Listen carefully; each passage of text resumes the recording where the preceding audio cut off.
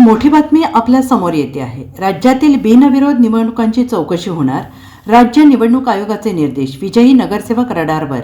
महाराष्ट्रातील 29 महापालिका निवडणुकींसाठी मतदान होण्यास अवघे 12 दिवस शिल्लक आहेत आणि निकाल जाहीर व्हायला 13 दिवस बाकी आहेत। मात्र या निवडणुकांआधीच राज्यभरात एकूण 67 उमेदवारांची नगरसेवकपदी बिनविरोध निवड झाली आहे।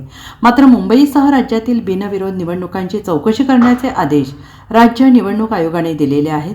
विरोधी उमेदवारांवर दबाव, आमिष किंवा जबरदस्ती करून नामनिर्देशन मागे घेण्यास भाग पाडले गेले का याची तपासणी करण्यात येणार आहे।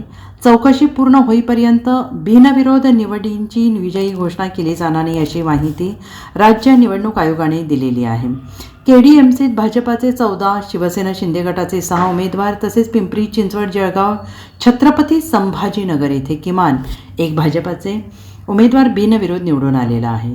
कुलाब्यातील 3 प्रभागात काँग्रेस, जनता दल आणि आपचे उमेदवारांनी दबावाखाली नामनिर्देशन न स्वीकारल्याचा आरोप केलेला असून या प्रकरणाची चौकशी होणार आहे।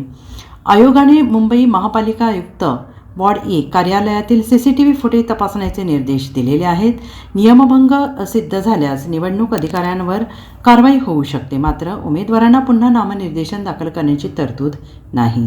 2 जानेवारी नामनिर्देशन मागे घेण्याची अंतिम तारीख। नंतर संबंधित परतावा अधिकारी, महापालिका आयुक्त आणि पोलीस आयुक्तांकडून अहवाल मागवले जातील।